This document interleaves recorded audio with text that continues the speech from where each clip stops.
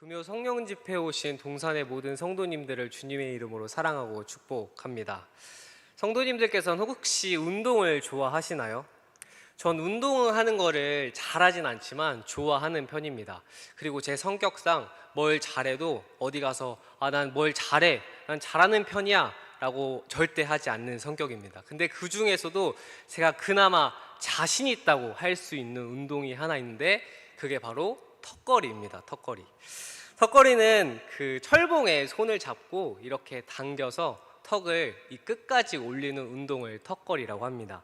성인 남성의 평균 턱걸이가 얼마 정도 되시는 줄 아십니까? 성인 남성이 평균 턱걸이를 할 때 0개에서 2개 정도라고 합니다.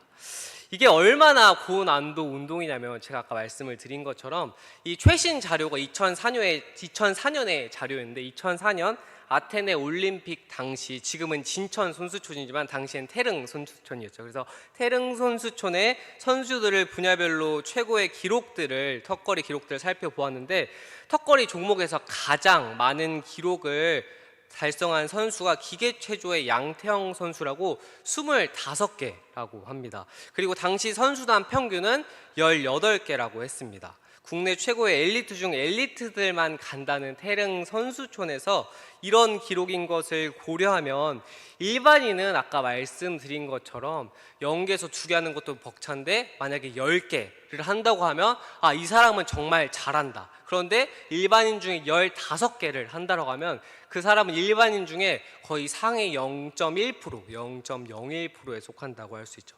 그렇다면 여기서 과연 앞에 있는 저는 아까 자신 있다고 했잖아요. 제가 과연 철봉을 몇 개 정도, 턱걸이를 몇 개 정도 할 수 있을까요? 제 신체를 보면 제가 또 키가 작고 몸이 왜소하기 때문에 많이 해봤자 한 10개 정도? 아까 10개가 정도면 잘한다고 했으니까 이 정도로 할 수 있는데 제가 이제 철봉을 한다고 할 때 평균 누구에게 너 턱걸이 몇 개 정도 해? 라고 하면 저는 적어도 한 18개, 19개 정도를 한다고 얘기를 합니다. 그런데 제가 이걸 보면서, 기록을 보면서 저는 18개, 19개 정도 하는데 태릉 선수촌의 평균이 17개라고 했잖아요. 그래서 나 정도면 이 선수촌의 평균이면, 선수촌은 전국에 각국에서 정말 잘한다는 사람만 모아놓고 하는 곳인데 내가 그거보다 평균을 더 넘긴다고?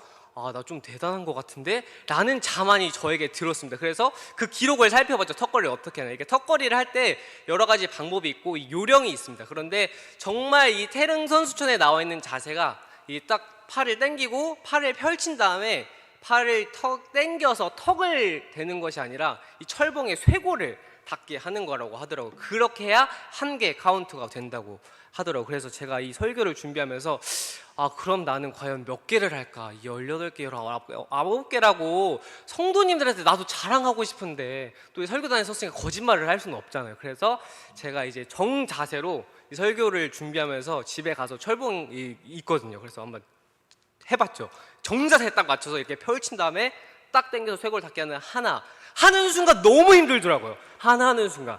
근데 제가 또 자존심 있잖아요. 그동안 꾸준히 오래 해왔고 내가 자신 있다는 이 한 가지가 있었기 때문에. 그래서 이 평균 얼마 정도 되냐면 제가 딱 15개, 일반인 정도의 상위 0.1%에 내가 그럼에도 들어야겠다라는 악착 같은 마음으로 제가 딱 15개 정도를 딱 그 태릉 선수촌 기종으로 하면 15개가 되더라고요. 그래서 그럼에도 나름 뿌듯했어요. 나 상위 0.1%이니까 나 어디 가서 나 좀 턱걸이 좀 할 줄 알아. 자신은 있어. 잘한다고 하진 않지만 자신이 있어 라고 이렇게 말할 수가 있었죠. 제가 사실 처음에는 턱걸이를 하나도 땡기지 못하는 몸이었어요. 그런데 제가 이 맨몸 운동 중에 가장 좋은 운동이 뭘까 고민을 하다가 제가 헬스 가서 운동하는 걸 별로 안 좋아하거든요. 사람들 많은 곳에서, 내성적인 성격이다 보니까 사람들 많은 곳에서 운동을 하는 거랑 또 몸 좋은 사람들이 있으면 제가 또 위축이 되는 게 있어요. 나는 괜찮은데 괜히 내가 위축이 되는 게 있어서 좀 그러다 보니까 혼자서 할 수 있는 운동이 뭘까, 가장 좋은 운동이 뭘까 하다가 그게 턱걸이였고, 그걸 꾸준히 하다 보니까 한 개도 할 수 없었는데 지금은 이제 15개 정도 할 수 있는 근육이 생긴 것이었죠. 제가 이제 이렇게 18개 할 수 있는 이유는 바로 몸속에 그에 맞는 근육이 생겼기 때문입니다. 우리 몸속에 근육이 생기는 원리는 이렇습니다. 근육은 수많은 가닥에 그 섬유, 근섬유로 되어 있습니다. 즉 실과 같은 여러 가지의 근섬유가 모여서 이 근육을 만들고 그게 또 다발로 모이게 되면 근육이라고 명칭을 하는데 실과 같은 여러 개의 근섬유가 모여서 근육을 이루고 이때 힘을 주어서 우리가 몸을 사용하게 되면 과도한 것을 사용하게 되면 이 근섬유가 얇은 실 가닥의 근섬유가 찢어지거나 손상을 입는다고 합니다. 이때 이 찢어진 근섬유에 단백질, 우리가 근육을 키울 때 단백질을 먹잖아요. 그 이유가 뭐냐면 이 찢어진 근섬유에 단백질이 붙고 그 세포들이 붙으면서 이 근섬유가 점점 굵어지는 거예요. 그러다 보면 이제 근육이 튼튼해지게 되는 것이고 힘이 생기게 되는 것이죠. 그때 이제 생기는 통증이 우리가 흔히 설명하는 근육통, 이제 찢어지고 아팠을 때 생기는 것이 손상됐을 때 세포가 손상됐네, 근육을 회복해야겠다 해서 단백질이 붙을 때 이 생기는 통증이 바로 근육통이고 우리가 흔히들 얘기하는 알배김입니다. 근육통이 생기면 내 몸속에 이 찢어지고 상처난 근섬유들이 튼튼해지고 더 커지고 있구나라는 것을 생각하면 되는 거죠. 저도 턱걸이를 하나도 못할 때 제 몸속에 근섬유가 찢어지고 그 안에 세포들의 단백질이 붙어 회복시키는 통증을 통한 근육의 강해짐으로 한계를 성공할 수 있었고 그 통증을 계속해서 이겨나가다 보니까 지금의 저를 만들게 되었죠. 그래서 지금은 이제 하나 할 때는 정말 아무렇지 않게 휘파람을 불면서 할 수 있는 그런 상황이 되었습니다. 전 우리의 믿음도 이와 같다고 생각을 합니다. 그래서 바울도 오늘 말씀에서 환난은 인내를, 인내는 연단을, 연단은 소망을 이룬다고 말하고 있습니다. 힘듦과 어려움 속 포기하지 않고 인내할 때 인내를 통해 우리의 연단은 성장을 이루게 되고 그리고 그 연단의 힘이 예수님께서 목숨을 내어줄 만큼 우리를 사랑한다는 그 소망을 깨닫게 한다고 말하고 있죠. 그리고 바울은 우리가 환난 중에도 즐거워할 수 있다고 말합니다. 어떻게 바울은 이 고난과 어려움을 즐거워할 수 있다고 말한 것일까요? 바울의 말은 아까 얘기한 것처럼 근육이 강해지는 원리를 생각해 보면 쉽게 이해할 수 있습니다. 힘이 생기기 위해선 근섬유가 말씀드린 것처럼 찢어지고 손상을 입어야 합니다. 그래야 찢어지고 손상된 근섬유 안에 세포와 단백질이 몰려와 근육을 더욱 튼튼하게 하고 커지게 만들죠. 다시 말해 근육이 찢어지며 회복되는 통증을 거치지 않으면 힘이 생길 수가 없습니다. 바울은 환난이 오히려 우리를 강하게 만드는 원동력이라고 설명합니다. 환난을 통해 우리가 앞에 당한 경주를 결승선까지 포기하지 않고 달려나갈 수 있게 만드는 지구력과 같다고 설명을 하고 있죠. 환난은 우리의 소망을 위협하거나 오히려 악화시킬 것 같지만 오히려 소망에 대한 확신을 더욱 강하게 합니다. 바울은 이것을 아브라함의 예를 들어서 설명했습니다. 로마서 4장 18절에서부터 21절의 말씀입니다. 아브라함이 바랄 수 없는 중에 바라고 믿었으니 이는 내 후손이 이 같으리라 하신 말씀대로 많은 민족의 조상이 되게 하려 하심이라. 그가 100세가 되어 자기 몸이 죽은 것 같고 사라의 태가 죽은 것 같음을 알고도 믿음이 약하여지지 아니하고 믿음이 없어 하나님의 약속을 의심하지 않고 믿음으로 견고하여져서 하나님께 영광을 돌리며 약속하신 그것을 또한 능히 이루실 줄을 확신하였으니. 아브라함은 100살이 되어 마치 자기 몸이 죽은 것 같고 아내 사라가 아이를 낳을 수 없는 몸이었음에도 믿음이 약해지지 않았다고 말합니다. 그들은 오히려 약속을 의심하지 않고 믿음이 더 견고해져서 하나님께 영광을 돌렸다고 바울은 말하고 있죠. 분명 아브라함은 하갈을 통해 이스마엘을 낳는 죄를 범하긴 했습니다. 그런데도 아브라함은 인간적으로 가능할 수 없는 어려움에도 그는 인내했고 인내를 통한 믿음의 강함이 오히려 하나님의 약속을 능히 이루실 것이라는 소망으로 다다르게 했습니다. 그래서 전 이렇게 생각했으면 좋겠습니다. 고난은 주님의 사랑을 확신하게 하는 가장 좋은 상황이라는 것을 말이죠. 분명 이 말이 잘 이해되지 않을 수도 있습니다. 왜냐하면 하나님의 사랑을 의심하게 만드는 것이 바로 고난과 어려움이기 때문이죠. 하지만 바울은 본문에서 환난에서 인내로, 인내에서 연단으로, 연단에서 소망으로 이르게 한다고 말했습니다. 또한 바울은 로마서 5장 5절에서 소망이 우리를 부끄럽게 하지 아니한다라고 얘기합니다.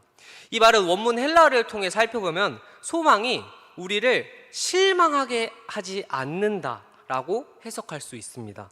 그렇다면 바울이 말하고 있는 소망은 무엇일까요? 이 소망이 우리를 실망하게 하지 않는다라고 하는데, 도대체 소망이 어떤 것이길래 이 어려운 과정에서 소망을 이루게 될 것이며 그 소망이 우리를 실망하게 하지 않는다고 말한 것일까요? 소망은 바로 우리가 잘 알고 있듯 주님이 우리에게 보여주신 사랑입니다. 그리고 언제나 우리와 함께 한다는 사랑의 약속이 그 소망입니다. 하나님께서는 우리를 절대로 포기하지 않는다는 사랑을 바로 예수님으로 보여주셨습니다. 하나님의 사랑의 위대함은 우리의 마음과 태도에 따라 달라지는 것이 아니라는 사실에 있습니다. 인간 스스로는 아무리 노력해도 하나님께 나아올 수 없음을 하나님은 아셨습니다. 그래서 십계명을 통해, 율법을 통해서도 우리의 한계점을 적실히 바로 드러내셨죠. 그래서 주님께서 우리가 아직 죄인 되었을 때 독생자 예수 그리스도를 이 땅에 보내어 십자가를 지게 하셨습니다. 그리고 예수님은 발가 벗긴 채 십자가의 고난과 모욕 중에서도 우리를 포기하지 않으셨습니다. 주님의 고난과 멸시, 수모 속에서도 우리를 너무나도 사랑하셔서 모든 것을 주님은 견디셨습니다. 주님의 사랑은 결코 포기하지 않는 완전한 사랑입니다.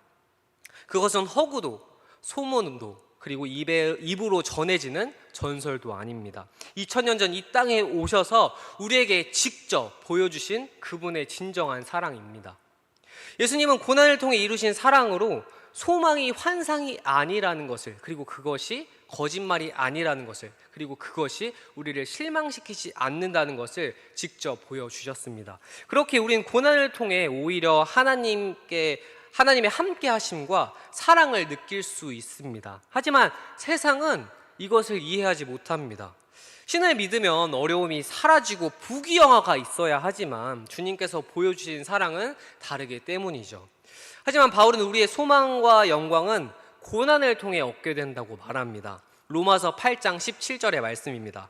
자녀이면 또한 상속자 곧 하나님의 상속자요 그리스도와 함께 한 상속자니 우리가 그와 함께 영광을 받기 위하여 고난도 함께 받아야 할 것이니라. 아멘. 바울은 고난이 주님의 사랑과 약속을 깨닫게 하며 목숨을 내어줘도 아깝지 않을 자녀됨의 영광이 있다는 것을 말해줍니다. 우리를 도우시며 깨닫게 하시는 그 보혜사 성령님을 통해서 말입니다. 그렇게 고난과 환난은 하나님의 사랑을 의심하게 만드는 것이 아니라 우리에겐 오히려 그것이 확신이 됩니다. 주님께서는 우리를 절대 포기하지 않으시며 함께 하실 것이라는 약속이 보혜사 성령님을 통해 이루어지고 있음을 말하고 있습니다. 우리는 살면서 이런 기도를 할 때가 있습니다. 종종 주님, 저도 주님만을 바라보는 믿음을 허락해 주세요. 믿음의 조상이라고 칭찬받는 아브라함처럼 저도 온전한 믿음을 갖고 싶어요.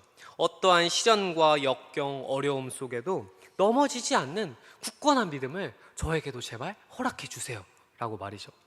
우리가 온전한 믿음을 허락해 달라는 기도를 할 때 분명 주님께서는 그 기도에 들으시고 합당한 응답을 해 주십니다.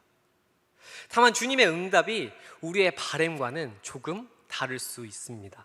저도 연약하기에 삶의 시련과 문제들을 마주하다 보면 어려움들이 단번에 사라지고 해결됐으면 하는 마음이 들 때가 분명히 있습니다. 하지만 주님은 다 알다시피 그렇게 일하시지 않습니다. 왜냐하면 주님은 즉각적으로 소원을 들어주시는 진이의 요술 램프가 아니기 때문이죠.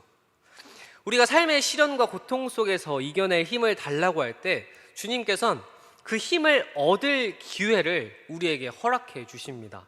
설교 처음에 말씀드린 운동 얘기로 잠시 돌아가 보자면, 만약 우리 삶에 갑자기 들어야 할 20kg의 문제가 생겼다고 한번 가정을 해보겠습니다.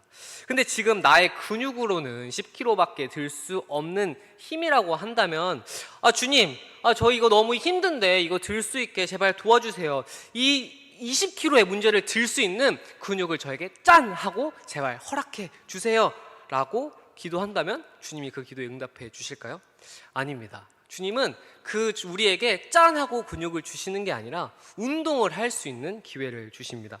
10kg, 14kg, 18kg씩 드는 훈련을 통해 내 몸속의 근섬유가 찢어지고 회복되는 고통을 인내하며 마침내 20kg에 들 힘이 생기도록 주님은 도와주십니다. 우리가 이렇게 연단되는 것입니다. 그런데 주님께서 우리가 힘들지 않았으면 하는 마음에 고난의 길을 걷게 하지 않으시고 필요할 때마다 진의 요술램프처럼 짠! 너의 문제를 내가 해결해 줄게. 너의 어려움들 내가 싹 사라지게 해줄게 라고 한다면 과연 우리는 행복할까요? 어떨 것 같으세요? 과연 행복할까요? 네, 저는 당연히 행복할 거라고 너무 생각해요. 왜냐하면 고통과 어려움이 우리 삶 속에 없으니까요. 하지만 그것은 잠시뿐입니다. 고난을 통한 연단의 과정이 없다면 그건 우리에게 오히려 독이 됩니다. 만약 우리가 자녀를 양육할 때 밥 먹는 것이 싫다고 투정 부리는 상황을 마주하게 됐다고 생각해 보십시오. 아유, 밥 먹기 싫어하고 저렇게 속상해 하는데 속상한 마음이 들지 않도록 내가 매일 먹고 싶다는 치킨과 햄버거, 피자, 초콜릿 이런 인스턴트 음식들, 맛있는 것들을 내 자녀에게 줘야겠다. 그러면 내 자녀가 속상해하지 않겠지? 라고 한다면 그것이 과연 자녀를 위한 길일까요? 아니요, 오히려 그것은 죽음으로 내모는 것입니다. 자녀가 양보가 아닌 내 것만 갖고 싶다고 할 때 내가 자녀가 속상하다고 해서 엄마 나 친구를 때리고 싶어 라고 할 때, 기다리는 것이 엄마 나 싫어 라고 할 때, 아 그래 내가 친구가 속상해? 그럼 내가 대신 때려줄게. 너 기다리는 게 싫어? 괜찮아, 그럼 내가 바로 해결해줄게 라고 한다면 그것은 올바른 양육이 아닙니다. 오히려 자녀가 세상에 고립되도록, 자녀가 이 세상을 살아가지 못하도록 만드는 그러한 악의 길로 인도하게 만드는 것입니다. 부모로서 사랑하는 자녀를 바르게 양육하기 위해서는 자녀에겐 당장 힘들고 어렵겠지만 그럼에도 어려움의 기회를 선택해서 이겨낼 수 있도록 함께 해줘야 하는 것입니다. 바울의 말처럼 영광을 얻기 위해 고난도 함께 받아야 한다는 사실을 우리가 부모로서 자녀와 함께 해줘야 하는 것이죠. 고난이 결국 너를 자라게 만드는 원동력이고 힘이다 라는 것을 말입니다. 어려움을 통해 인내를 배우고 인내를 통한 힘이 생길 수 있도록 양육을 해야 합니다. 그리고 연단받은 그 힘이 결국엔 자녀를 올바른 소망의 길로 이끌게 될 것입니다. 우리의 믿음이 자라나는 것도 이와 마찬가지입니다. 그리고 그 과정에서 주님은 성령님을 통해 언제나 함께 하신다는 사랑의 마음을 일깨워 주셨습니다. 로마서 5장 5절의 말씀입니다. 소망이 우리를 부끄럽게 하지 아니함은 우리에게 주신 성령으로 말미암아 하나님의 사랑이 우리 마음에 부은 바 됨이니. 주님이 우리를 위해 이 땅에 직접 오셔서 보여주신 사랑이 환난과 역경 중에도 우리를 실망하게 하지 않는 이유는 바로 하나님의 사랑이 성령님을 통해 우리에게 부어지기 때문입니다. 여기서 부어진다는 표현은 넘쳐 흐른다는 표현입니다. 넘쳐 흐르는 과도함을 말하고 있는 것입니다. 다시 말해 바울은 하나님의 사랑이 너에게 주어졌다, 우리에게 주어졌다라고 말하지 않고 우리 마음에 쏟아져서 그것이 계속해서 넘쳐 흐르고 있다 라는 것을 말하고 있습니다. 이처럼 바울은 하나님의 사랑이 우리를 지배하는 사랑이면 이 세상 그 어떤 것도 하나님의 사랑에서 우리를 끊을 수 없음을 얘기하고 있습니다. 그 사랑이 우리에게 계속해서 부어지고 넘쳐 흐르기 때문이죠. 그것은 부족한 사랑도 연약한 사랑도 아닌 완전하고 무한한 사랑입니다. 사랑하는 성도님들, 우린 고난을 통해 인내를 배우고 인내 속에 주어지는 연단으로 주님이 넘쳐 흐르는 사랑이 우리에게 있음을 잠시 말씀을 통해 보았습니다. 비록 우리가 영적 가운데 있지만 사탄은 그리스도 안에 거하는 자녀를 이길 권위가 없습니다. 하나님은 우리를 인도하기 위해 친히 말씀을 우리에게 허락하셨고 우리가 힘을 가질 수 있도록 성령님을 보내주셨습니다. 또한 언제 어디서든 어떠한 상황에도 기도로 나아갈 수 있는 특권을 우리에게 허락해 주셨습니다. 그리고 주님께서는 우리가 감당할 수 없는 능력 이상의 시험을 주시지 않는다고 확실히 말씀하셨습니다. 고린도전서 10장 13절의 말씀입니다. 사람이 감당할 시험 밖에는 너희가 당할 것이 없나니 오직 하나님은 미쁘사 너희가 감당하지 못할 시험 당함을 허락하지 아니하시고 시험 당할 즈음에 또한 피할 길을 내사 너희로 능히 감당하게 하시느니라.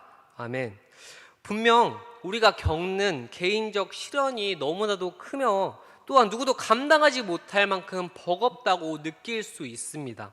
하지만 주님은 우리의 머리털 하나까지 세신 바 되시는 분이며 얼만큼 견딜 수 있을지를 누구보다 잘 알고 계시는 분입니다.